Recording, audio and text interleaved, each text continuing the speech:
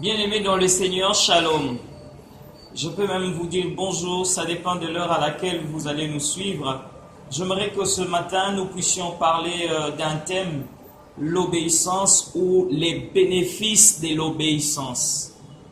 Et j'aimerais que vous preniez la Bible avec moi et nous allons lire ensemble et je vais vous donner ce que c'est l'obéissance. L'obéissance, par définition, c'est la soumission à l'autorité. Dès que vous êtes soumis à l'autorité, or le mot soumission veut tout simplement dire accepter l'autorité de quelqu'un. Si on vous demande par exemple d'être soumis à quelqu'un, c'est qu'on vous demande d'être sous son autorité. Et c'est la raison pour laquelle aujourd'hui le Seigneur a mis cette pensée dans mon cœur que nous puissions parler sur l'obéissance. Et la première chose c'est que je vais vous dire ce matin, c'est que l'obéissance, elle fait partie de la vie chrétienne. Elle est la base de la foi chrétienne. Or, la foi chrétienne sans l'obéissance, elle est vaine. Bien-aimés dans le Seigneur, j'aimerais que nous prenions nos Bibles et nous allons lire dans 1 Timothée, chapitre 1er, le verset 18. Si vous y êtes, nous allons lire ensemble. La Bible dit, « Le commandement que je t'adresse, Timothée mon enfant, selon le prophétie faite précédemment à ton sujet, c'est que d'après elle, tu combattes les bons combats. » Mais j'aime la suite de ce passage qui dit « En gardant la foi et une bonne conscience, cette conscience, quelques-uns l'ont perdue. Et ils ont fait naufrage par rapport à la foi. » C'est-à-dire, j'étais en train de parler de l'obéissance. C'est que la chose qui détruit, ce qui peut suyer l'obéissance de quelqu'un, c'est sa conscience. Lorsque vous vous compromettez, lorsque vous n'êtes pas obéissant à Dieu, il y a certains privilèges qui vont vous échapper. Et j'aimerais souligner le premier point, c'est que l'obéissance produit la bénédiction. Si vous êtes obéissant à Dieu, vous allez vivre la bénédiction. Là, j'aimerais que vous preniez encore votre Bible et nous allons lire dans le Deutéronome chapitre 28, je peux même réciter ça. Si vous avez votre Bible, lisez. Mais moi, je peux même réciter ça parce que j'ai ça dans ma tête. La Bible dit, si tu obéis à mes commandements et si tu obéis à mes lois. J'aimerais quand même qu'on lise Deutéronome chapitre 28, le premier verset. Je suis déjà là. J'aimerais quand même qu'on lise. Et je suis dans Deutéronome chapitre 28. La Bible dit, si tu obéis à la voix de l'Éternel, ton Dieu, deuxième chose, c'est qu'en observant et en mettant en pratique tous ces commandements que je te prescris aujourd'hui, l'Éternel, ton Dieu, il dit, l'Éternel, ton Dieu te donnera la supériorité sur les nations. Bien-aimé dans le Seigneur, c'est une promesse très formidable. Le Seigneur te dit, si tu obéis à la voix de l'Éternel, et si tu obéis à ses commandements, bien-aimé dans le Seigneur, la Bible dit, Dieu dit, je te donnerai la supériorité sur les nations. Oh, mais si Dieu te donne la supériorité sur les nations, mais c'est génial. Imaginez que Dieu te donne la supériorité sur le Congo, sur les continents, sur l'Afrique. Mais la condition, c'est que tu dois être obéissant à Dieu. Les désobéissants ne verront pas le Seigneur. Mais si tu veux vivre la bénédiction de Dieu, tu n'as pas besoin que quelqu'un vienne commencer des prophéties. Tout simplement parce que dans cette parole de Dieu, il est écrit, il y a plusieurs prophéties, il y a plusieurs promesses de Dieu dans la Bible qui demandent à ce que lorsque nous mettons la parole de Dieu en pratique, les commandements de Dieu, la parole de Dieu, nous allons vivre le surnaturel, nous allons vivre le miracle. C'est comme ça que je rappelle, je disais ceci, que la bénédiction égale obéissance. Si tu es obéissant à Dieu, sachez-le très bien que Dieu te donnera la supériorité sur les nations. Et j'aime la suite de ce passage qui dit, voici toutes les bénédictions qui se répandront sur toi. Wow, ça j'aime. Et il dit, et qui seront ton partage lorsque tu obéiras à la voix de ton Dieu. Et j'aime la suite, il dit, tu seras béni dans la ville.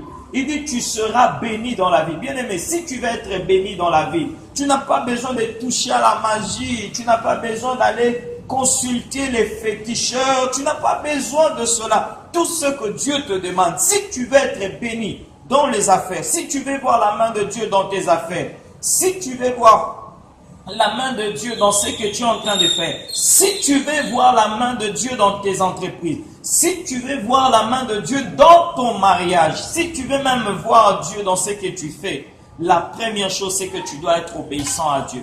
Et ce que je disais, c'est que l'obéissance à Dieu produit la bénédiction. Bien aimé, il n'y a pas deux choses, il n'y a pas d'autre chemin. La deuxième chose, c'est que l'obéissance produit la puissance. L'obéissance produit la puissance. Là, je suis dans Actes chapitre 1er, le verset 8, où il est écrit, vous recevrez la puissance, vous recevrez la puissance, le Saint-Esprit survenant sur vous, vous serez mes témoins. Bien aimé, c'est quelque chose de très bien, de très puissant dans le monde spirituel. Et beaucoup de gens vont faire des mélanges, beaucoup de gens sont dans le mélange, beaucoup de gens sont avec Dieu, d'autres ils mélangent avec les marabouts, d'autres sont dans les fétiches. Il n'y a pas deux choses. Si tu veux aller loin dans la vie chrétienne et si tu veux évoluer dans la puissance, c'est que tu dois commencer par être obéissant. Un jour, Jésus a dit à ses disciples, il dit, ne quittez pas, attendez jusqu'à ce que l'Esprit de Dieu vienne sur vous. Bien aimé, vous savez, c'est que c'est la puissance. Beaucoup de chrétiens n'exercent pas dans la puissance. Pourquoi? Parce qu'ils ne sont pas obéissants envers Dieu. Ils ne sont pas obéissants dans ce qu'ils font.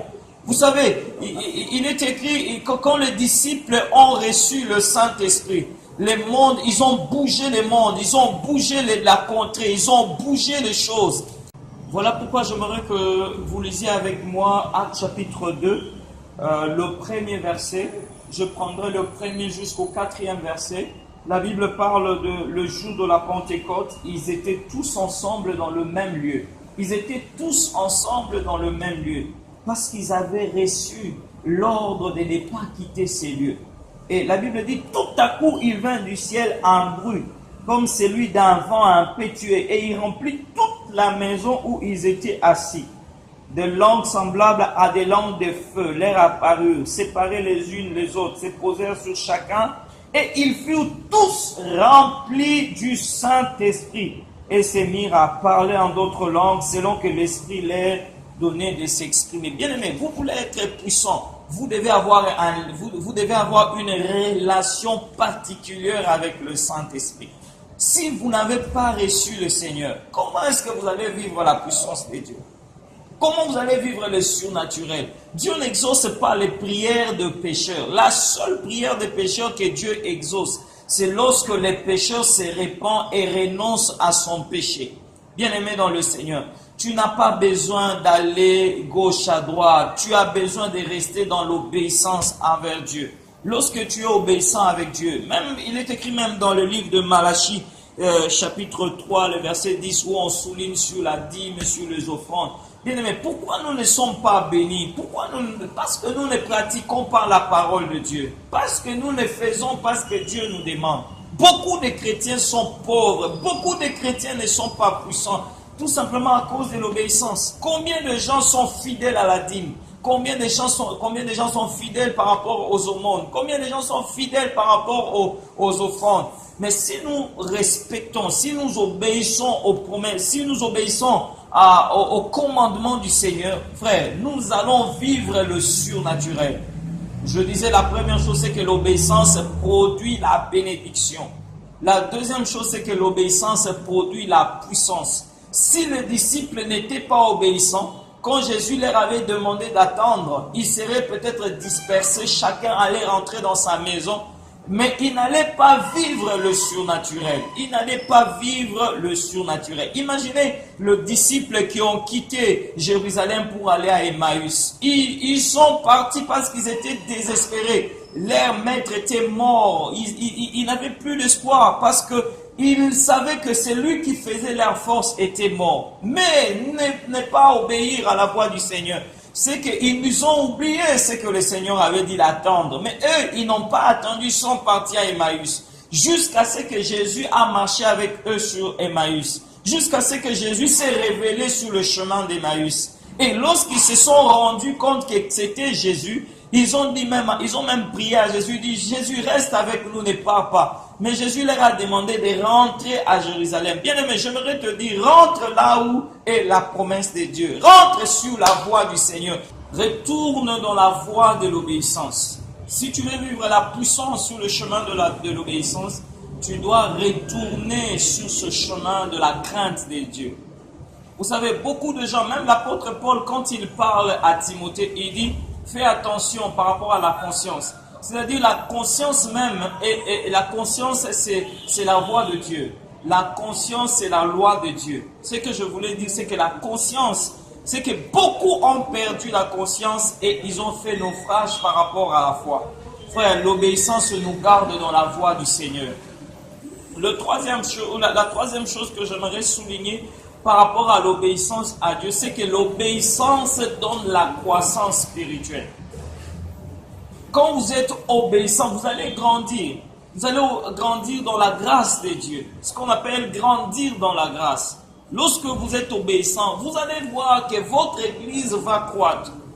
Une église qui n'est pas obéissante à Dieu, elle ne va pas croître. Pourquoi les gens vont chercher à renforcer le matériel à l'église, les instruments? Les instruments n'attirent certes pas les gens, mais la croissance de l'église commence dans l'obéissance. Si tu veux être obéissant envers Dieu, imaginez que ces gens qui ont marché avec Dieu, Abraham, à l'âge de 99 ans, le Seigneur l'appelle pour lui dire, l'Éternel l'appelle pour lui dire, Abraham, je suis dans Genèse chapitre 17, il dit, sois intègre. Mais moi, je sais qu'Abraham, toutes ces années, a marché dans l'intégrité. Mais regardez comment Dieu vient insister au chapitre 17, à 99 ans, il vient dire à Abraham, il dit, Abraham, sois intègre. Et si tu es intègre, je te donnerai ceci. Il dit, je bénirai ta postérité, je te donnerai des enfants, je te donnerai ceci. C'est-à-dire, Abraham, tout ce qu'il devait faire pour hériter ces choses de la part de Dieu, il devait être obéissant envers Dieu. Dieu souligne encore ce matin, si tu veux vivre la croissance spirituelle, personnellement avec Dieu, si tu veux croître ton intimité avec Dieu, les bénéfices de l'obéissance, cela produit la croissance spirituelle. Et la troisième ou la quatrième chose que j'aimerais t'informer ce matin, c'est que l'obéissance produit la victoire. Je suis dans Juge, j'aimerais qu'on lise Juge chapitre 6, le verset, Juge chapitre 6 et Juge chapitre 7. J'aimerais que vous preniez votre Bible et nous allons lire ensemble Juge chapitre 6 et on parle de l'histoire de Gédéon. Si tu veux être puissant, c'est que tu dois commencer par obéir à la voix du Seigneur. Je suis dans Juge chapitre 6, le premier verset. La Bible dit ceci, il est écrit, je lis avec ma version Louis II, les enfants d'Israël firent ce qui déplaît à l'Éternel. Et l'Éternel les livra entre les mains de Madian. Pendant 7 ans, la main de Madian fut puissante. Pourquoi la main de Madian fut puissante? Tout simplement parce que Israël avait péché. Bien aimé, si Israël avait péché, le péché amène l'infériorité. Si vous voulez être dominé par les esprits, si vous voulez être vaincu, commencez par être désobéissant. Si vous êtes désobéissant, le peuple d'Israël était désobéissant et il ne pouvait pas gagner les guerres, il ne pouvait pas gagner, il ne pouvait pas triompher.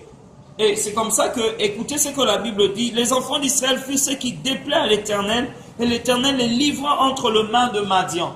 Pendant 7 ans, et la main de Madian fut puissante contre Israël pour échapper à Madian. Les enfants d'Israël s'est retiré dans le ravin de montagne, dans le caverne, sur le rocher fortifié.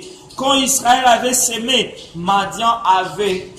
La Bible dit, quand Israël avait sémé, Madian montait avec Amalek et les fils de l'Orient, et il marchait contre lui.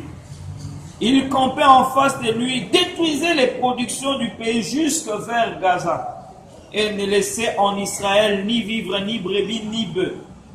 ni âne, car ils montaient avec leurs troupeaux et leurs tentes. Ils arrivaient comme une multitude de sauterelles. Ils étaient innombrables, eux et les chameaux, et ils venaient dans le pays pour le ravager. Le 6e verset, la Bible dit, Israël fut très malheureux à cause de Madian, et les enfants d'Israël crièrent à l'Éternel. Lorsque les enfants d'Israël crièrent à l'Éternel au sujet des Madian, lorsque l'Éternel envoya un prophète aux enfants d'Israël, il leur dit, ainsi parle l'Éternel, le Dieu d'Israël, je vous ai fait monter d'Égypte et je vous ai fait sortir de la maison de la servitude.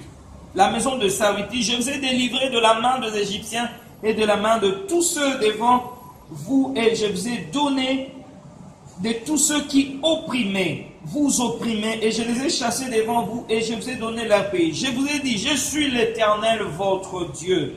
Vous ne craindrez le Dieu des Amoréens dans le pays lequel vous habitez. Mais vous n'avez point écouté ma voix.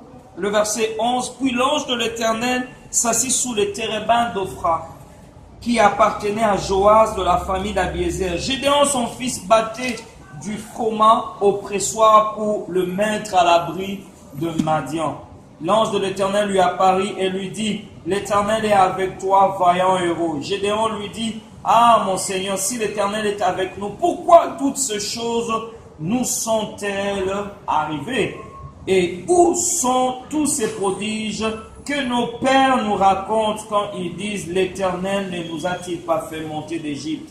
Le chapitre 7, le premier verset, Jérubal qui est Gédéon, tout le peuple qui était avec lui, se levèrent de bon matin et campèrent près de la source de Haron, le camp de Madian, et au nord de Gédéon, vers la colline des Morées dans la vallée. L'Éternel dit à Gédéon, le peuple que tu as avec toi est trop nombreux pour que je livre entre ses mains. Il pourrait en tirer gloire contre moi et dire, c'est ma main qui m'a délivré. Écoutez, Israël était sous l'emprise de Madianites. Ils étaient dominés par les Madianites. La Bible souligne pendant 7 ans.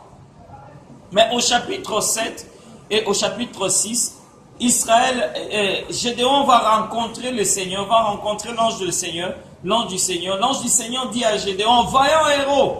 Alors que tout le monde savait que Gédéon n'était pas un vaillant héros. Parce que Gédéon n'avait jamais livré de guerre, il n'avait jamais combattu quelque part, mais Dieu l'appelle vaillant héros. Pourquoi Dieu l'appelle vaillant héros?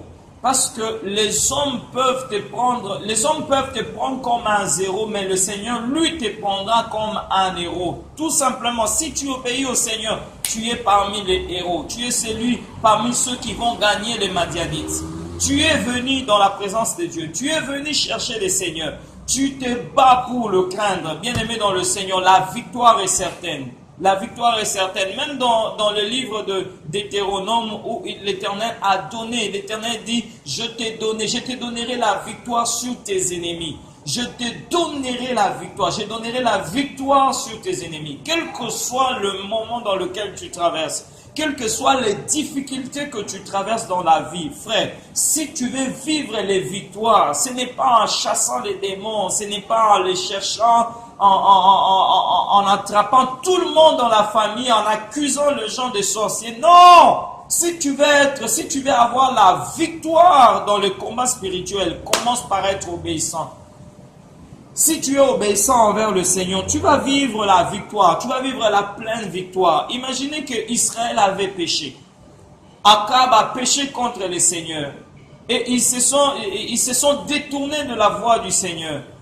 Un jour, un prophète va se lever. Il dit qu'il n'y ait plus de pluie pendant 3 ans et demi. Ce prophète s'appelle Élie. Comment est-ce que le prophète Élie arrive à restaurer les cultes en Israël? Moi je dis, Élie connaissait la parole de Dieu. Le prophète connaissait la parole de Dieu. La Bible dit quand le peuple va se détourner, ça c'est dans le livre de Chroniques où on faisait la dédicace du temple. Le roi Salomon disait quand ce peuple va se détourner de toi, et le ciel sera fermé. Et à cette époque, Élie savait que le peuple s'était détourné de Dieu, et quand le peuple se détourne de Dieu, le ciel doit être fermé. Et quand Élie a amené ses peuples sur le mont de Carmel, lorsque Élie a restauré les cultes, lorsque le peuple est revenu au Seigneur, la pluie était revenue. C'est que Élie est allé à la montagne, il a prié, et tout simplement pour que le ciel s'ouvre. Non, ce n'est pas la prière de Élie qui ouvre le ciel, c'est quand le peuple se détourne de mauvaise voie et revient au Seigneur. C'est alors que Dieu exauce la prière de Élie et il envoie la pluie. Et la Bible dit, quand il se détournera, quand il reviendra vers toi, ouvre le ciel. Et quand tu reviens vers le Seigneur, si tu veux vivre la victoire dans le monde spirituel, si tu veux vivre la victoire dans le ministère, si tu veux vivre la victoire dans le mariage, si tu veux vivre la victoire dans ce que tu fais, si tu veux vivre la victoire dans ton entreprise, commence par être obéissant. Commencez par être obéissant. J'ai même vu les gens chasser des démons de manière extra-biblique. Il y a des gens qui viennent avec des balais, qui balaient les démons, mais la vie ne change pas. Pourquoi la vie ne change pas? Pourquoi à l'église, il y a des gens dont la vie ne change pas? Tout simplement, il y a un problème avec l'obéissance. Certaines personnes arrivent à chasser les démons, mais d'autres n'arrivent pas. Même certains démons, pour le chasser, il faut que tu sois obéissant envers Dieu. Si tu n'es pas obéissant à Dieu, tu ne pourras pas faire ce travail. Et ce que j'aimerais souligner encore ce matin, c'est que l'obéissance produit les miracles. Je suis au 4e ou 5e point, c'est que l'obéissance produit des miracles. Je suis dans Actes chapitre 3, que j'aimerais que tu lises avec moi. Actes chapitre 3, le premier verset. Actes chapitre 3, le premier verset.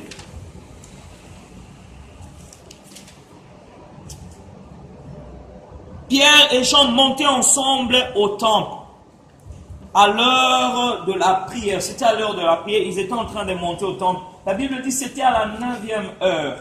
Il y avait un homme boiteux de naissance, qu'on portait et qu'on plaçait tous les jours à la porte du temple, appelé la Belle, pour qu'il demandât l'aumône à ceux qui entraient dans le temple. Cet homme, voyant Pierre et Jean qui allaient y entrer, leur demandant l'aumône. Pierre, de même que Jean, fixa les yeux sur lui et dit, regarde-nous. Et il le regardait attentivement, s'attendant à recevoir de quelque chose. Alors Pierre lui dit, je n'ai ni argent ni or, mais ce que j'ai, je te le donne. Au nom de Jésus de Nazareth, lève-toi et marche. Ce que je veux aussi te dire, lève-toi et marche au nom de Jésus. Que le miracle arrive dans ta vie. Au nom de Jésus, que de choses surnaturelles commencent à se passer dans ta vie. Au nom de Jésus, il dit, ce que j'ai, je te donne. Ce que j'ai aussi ce matin, c'est ce que j'amène dans ta vie. Je te donne. Ce que j'ai ce matin, c'est le nom de Jésus. Le nom de Jésus. Le nom de Jésus produit les miracles. Lorsque tu obéis à Jésus, lorsque tu obéis au Seigneur, frère, bien-aimé dans le Seigneur, le miracle vont te suivre. Les miracles vont te suivre. Tu vas vivre le surnaturel. Il y a même des choses que tu vas commencer à raconter aux gens. Et les gens ne sauront pas comprendre. Pourquoi? Parce que ça va dépasser leur entendement. Ça va dépasser leur entendement. J'aimerais te dire ce matin 2 choses ou 3 choses que j'aimerais que Dieu fasse avec toi. C'est qu'il produira le miracle dans ta vie. Dieu a produit les miracles. Imaginez sur la piscine, dans la piscine de Bethesda. La Bible dit qu'il y avait un malade pendant 38 ans. Je pense même que son âge était plus âgé que Jésus. Il avait 38 ans de maladie, mais Jésus n'avait que peut-être 30 ans ou 33 ans à cette époque. Mais sa maladie était plus vieille que Jésus. Mais je vais vous dire que Jésus est plus vieux que ta maladie. Jésus était déjà avant ta maladie. Jésus était déjà avant ton problème. Jésus était déjà avant ce que tu es en train de vivre. Ce que je veux te dire ce matin, si tu obéis à la voix du Seigneur, si tu obéis à ses commandements bien-aimés dans le Seigneur, tu vas vivre le surnaturel. Tu vas vivre le surnaturel, tu vas vivre des choses que tu ne sauras pas expliquer aux gens. Ce que je sens dans mon cœur, que je peux te dire ce matin, arrête de pleurer. Arrête de pleurer. La Bible dit, le Seigneur dit dans Josué, il dit, je serai avec toi. Tant que tu vivras, je serai avec toi. Tant que tu seras en vie, je serai avec toi. Le Seigneur te donnera la force. Tu vas te réveiller, tu vas te réveiller. Où sont les problèmes qui étaient en 2016? Où sont les problèmes que tu avais en 2015? Où sont les problèmes que tu avais en 2016? Où sont les problèmes que tu avais en 2000 ans? Mais tous ces problèmes ont été résolus. Et même maintenant, si tu obéis à la voix du Seigneur, le Seigneur va résoudre tes problèmes. Le Seigneur commencera à te bénir. La Bible dit, je te bénirai dans le champ. Je te bénirai dans la vie. Il y a des choses que Dieu va t'accorder tout simplement à cause de l'obéissance. Il y a des gens qui disent, il a touché au fétiche. Je crois que tous ceux qui roulent dans les belles carrosses, qui roulent dans les belles voitures, tous ne sont pas des féticheurs, tous n'ont pas touché au fétiche. Il y a des gens qui ont obéi à la voix du Seigneur. Et Dieu les a bénis. Dieu les a bénis fortement. La Bible dit dans le livre de 1 Pierre chapitre 5, le verset 5, la Bible dit de même vous qui êtes jeunes, nous qui sommes jeunes, la Bible dit deux choses, l'apôtre Pierre dit deux choses, il demande deux choses. La première chose, il dit soyez soumis aux anciens et tous dans vos rapports mutuels, revêtez-vous d'humilité car Dieu résiste aux orgueilleux. Deux choses, vous voulez aller loin avec Dieu, vous devez obéir à vos encadreurs, vous devez obéir à ceux qui vous encadrent, ceux qui prient pour vous. Deuxième chose, vous devez être humble parce que Dieu résiste aux orgueils. Dieu résiste aux orgueils. Bien-aimé dans le Seigneur, avant de finir ce message, j'aimerais prier pour toi là où tu es. Juste prendre ta main droite, mets sur ton cœur, je vais prier pour toi. Tu vas dire au Seigneur, je n'ai pas été obéissant pendant beaucoup d'années. Je te sers, certes. Je suis en train de te servir, mais je suis en train de voir comme si je me sers de toi. Je ne vais plus me servir de toi, mais j'aimerais plutôt te servir.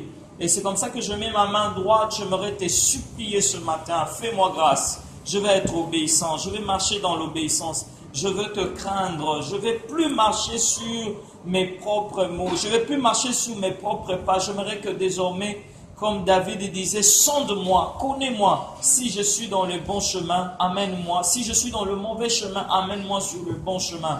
Bien-aimés dans le Seigneur, c'est par ici que nous mettons un point final pour aujourd'hui. Et suivez-nous dans notre prochaine édition dans le magazine Croissance Spirituelle, dans www.gospellife.fr. Que Dieu vous bénisse. Soyez bénis dans vos maisons, soyez bénis dans vos foyers, soyez bénis. Que vos enfants soient bénis, que tout ce que vous faites, que Dieu vous bénisse. Soyez bénis et soyez prospères, car la Bible dit, dites au juste qu'il prospérera. Tu prospéreras. Que Dieu te bénisse. Amen.